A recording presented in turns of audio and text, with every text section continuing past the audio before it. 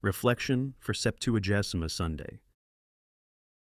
The Church gives us Septuagesima Sunday as a wake-up call, a moment when the alleluias fall silent and we begin to prepare our hearts for the great season of Lenten penance that lies ahead. We're still in the weeks after Epiphany on the calendar, but the liturgy knows better. It's already turning our attention toward the cross, toward the hard work of conversion, toward the truth that salvation demands something of us. St. Paul writes to the Corinthians with startling urgency.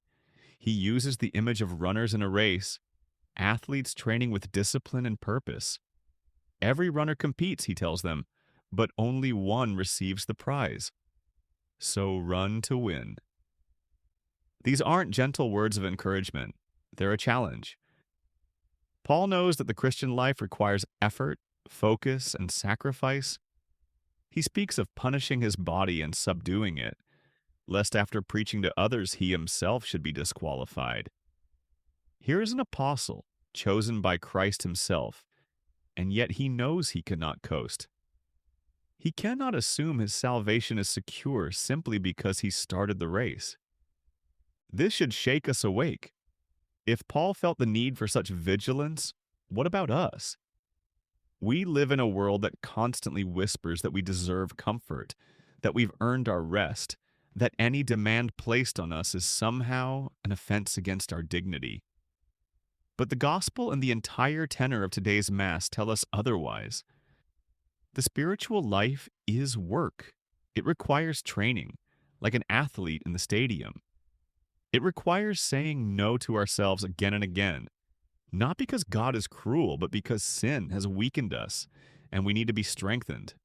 St. John Chrysostom reflected on this passage and said that Paul shows that even after countless toils, we have need of the same earnestness to the very end. There is no spiritual retirement. There is no moment in this life when we can say, I've done enough, I can relax now.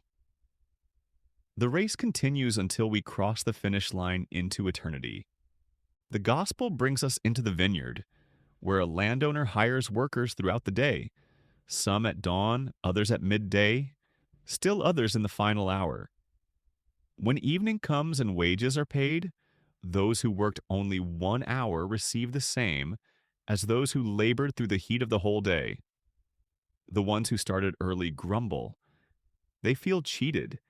They've done more, suffered more, and yet they receive no more. This parable cuts straight to the heart of how we think about fairness and merit. We want our goodness to be rewarded proportionally. We want to see the scales balanced in our favor. But God's generosity doesn't work that way. His grace isn't earned by the clock. The landowner asks, am I not allowed to do what I choose with what belongs to me? Or do you begrudge my generosity? The question hangs in the air waiting for our answer. St. Augustine saw in this parable a reminder that we cannot claim anything from God as our right. Everything is gift. If he should give me what I have earned, Augustine wrote, he would give me punishment. Our labors in the vineyard matter? Yes. Paul has just told us to run with purpose. But they matter because God invites us to participate in his work, not because we're clocking in to earn wages we deserve. There's a beautiful tension here that we must hold.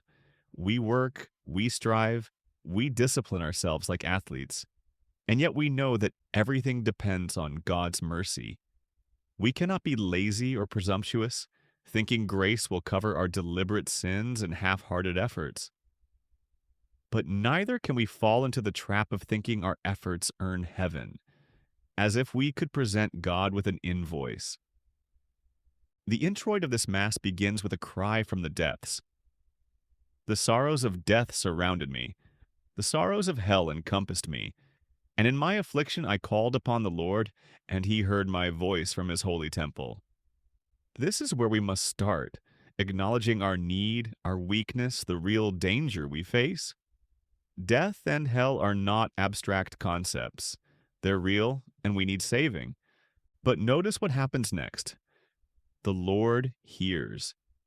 He answers. He saves. This is the pattern of our faith. We work out our salvation with fear and trembling, as Paul says elsewhere. because it is God who works in us. We run the race because Christ has already won the victory and invites us to share in it. We labor in the vineyard knowing that the Master is generous beyond all our deserving.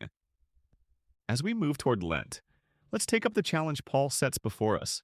Let's train ourselves in virtue, in prayer, in fasting and self-denial.